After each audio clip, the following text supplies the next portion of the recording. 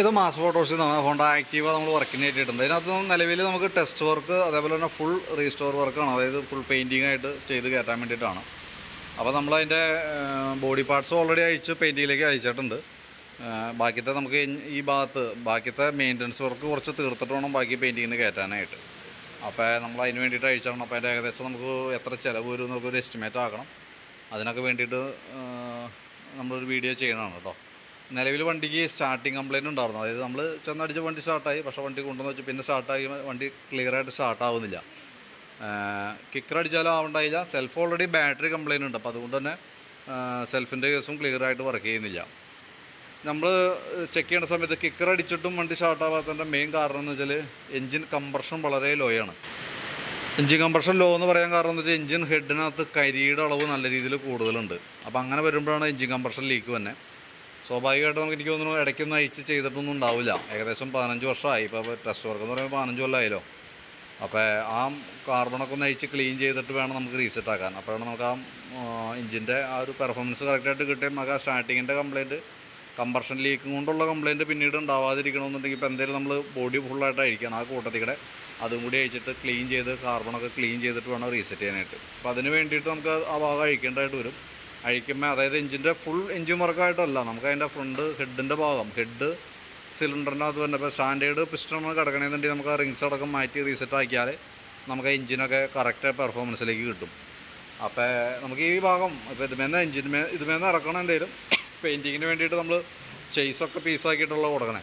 അപ്പോൾ ആ കൂട്ടത്തിൽ കൂടെ എഞ്ചിൻ്റെ ഭാഗം കൂടി ക്ലിയർ ചെയ്ത് കയറ്റാണെന്നുണ്ടെങ്കിൽ നമുക്ക് അതിനകത്ത് ലേബർ ചാർജിൽ കുറച്ച് ഇത് കിട്ടും. കാരണം മറ്റേപാട് ചെയ്യുമ്പോൾ പിന്നീടൊക്കെ അഴിച്ച് ചെയ്യണമെങ്കിൽ വീണ്ടും ചിലവ് കൂടുതലുള്ളൂ. അപ്പോൾ കൂട്ടത്തിൽ കൂടെ നമുക്ക് ചെയ്യുമ്പോൾ എഞ്ചിൻ ഹെഡിനകത്തൊക്കെ താരതമ്യം നമുക്ക് റേറ്റ് കുറഞ്ഞു വരും.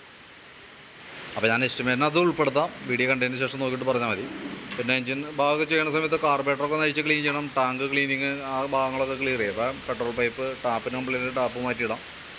പിന്നെ ക്ലച്ച് ഭാഗമൊക്കെ നമ്മൾ അഴിച്ച് ചെക്ക് ചെയ്തു. ക്ലച്ചിനകത്ത് അങ്ങനെ പറയാത്ത കംപ്ലയിൻ്റ് ഒന്നും പറയില്ല. ബെൽറ്റൊക്കെ പുതിയ ബെൽറ്റ് കിടക്കണം. വേരിയറ്റ് ബോഡി കാര്യങ്ങളൊക്കെ പുതിയതാണ്, വലിയ കുഴപ്പമില്ല.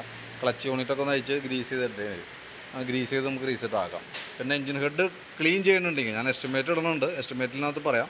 അപ്പോൾ എഞ്ചിൻ ഹെഡ് ക്ലീൻ ചെയ്യുന്നുണ്ടെങ്കിൽ കൂട്ടത്തിൽ നമുക്ക് എയർ ഫിൽറ്റർ പ്ലഗ് കാര്യങ്ങൾ കൂടി മാറ്റി പുതിയതിടാം. കാരണം അല്ലാന്നുണ്ടെങ്കിൽ ഹെഡ് ക്ലീനിങ് തൽക്കാലം വേണ്ടാന്നാണ് പറയണമെന്നുണ്ടെങ്കിൽ ഈ എയർ ഫിൽറ്ററൊക്കെ ഇത് തന്നെ മതി. പക്ഷേ ഹെഡ് ക്ലീൻ ചെയ്തിട്ടുള്ള പ്രശ്നം വെച്ചാൽ ഇടയ്ക്കിടയ്ക്ക് സ്റ്റാർട്ടിങ്ങിൻ്റെ കംപ്ലയിൻറ്റ് എന്തെങ്കിലും വരും കേട്ടോ. അപ്പോൾ അത് പ്രത്യേകം ശ്രദ്ധിക്കാം. മാറ്റി പോകണമായിരിക്കും കുറേ കൂടി നല്ലത്. എഞ്ചിൻ ഹെഡ് ക്ലീൻ ചെയ്ത് പോകണമായിരിക്കും നല്ലത്. പിന്നെ ഗിയർ ഓയിൽ, എഞ്ചിൻ ഓയിൽ അതൊക്കെ നമുക്ക് എസ്റ്റിമേറ്റിനകത്ത് ഇടുന്നുണ്ട്. പിന്നെ ഫ്രണ്ടിലേക്ക് വരുമ്പോൾ ഫ്രണ്ട് മൺകാടൊക്കെ ഓൾറെഡി തുരുമ്പിട്ട് പൊട്ടിയാണ്. ഒരു അഡീഷണൽ ബോൾട്ട് കാര്യങ്ങളൊക്കെ കൊടുത്തിട്ടാണ്.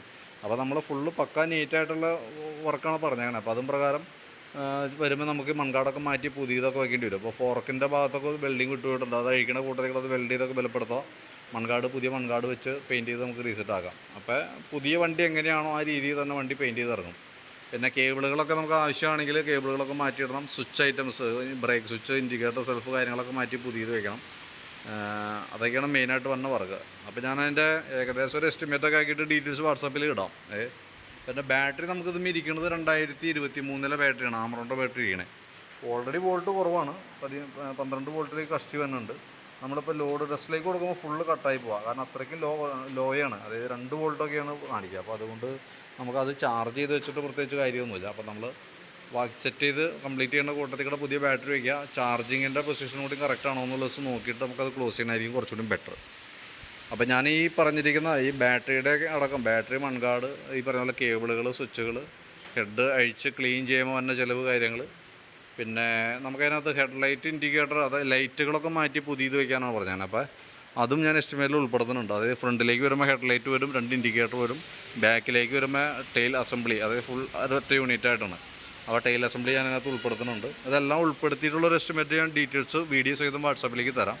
വീഡിയോ കാണാം, കണ്ടതിന് ശേഷം നോക്കിയിട്ട് എസ്റ്റിമേറ്റൊക്കെ ഒന്ന് കമ്പയർ ചെയ്ത് നോക്കിയിട്ട് പെർമിഷൻ തരാം. അപ്പോൾ പെർമിഷൻ കിട്ടിയിട്ട് വേണം ബാക്കിയത്തെ നമുക്ക് വർക്കുകൾ കംപ്ലീറ്റ് ചെയ്യാനായിട്ട്. അപ്പോൾ ഹെഡ് ക്ലീനിങ് ഒക്കെ ഉണ്ടെങ്കിൽ അതൊക്കെ ചെയ്യുമ്പോഴത്തേക്കും നമുക്ക് പെർമിഷൻ കിട്ടിയിട്ട് വേണം അത് അഴിക്കാനായിട്ട്. അപ്പോൾ എന്തെങ്കിലും വീഡിയോ ഡീറ്റെയിൽ ആയിട്ടൊന്ന് കാണാം, കണ്ടതിന് ശേഷം നോക്കിയിട്ട് റിപ്ലൈ ചെയ്യാം. നമുക്ക് അതും പ്രകാരം വർക്ക് ചെയ്യാം. അപ്പോൾ ഞാൻ ഏകദേശം അന്നത്തേക്ക് തരാൻ പറ്റുമെന്നുള്ള ദിവസം നോക്കിയിട്ട് അതിൻ്റെ ഡീറ്റെയിൽസും അപ്ഡേറ്റ് ചെയ്യാം എന്തായാലും കേട്ടോ. അപ്പോൾ എന്തായാലും ഫുൾ വീഡിയോ ഒന്ന് കാണാം, കണ്ടതിന് ശേഷം നോക്കിയിട്ട് ഒന്ന് റിപ്ലൈ ഇട്ടോളൂ. ഓക്കെ.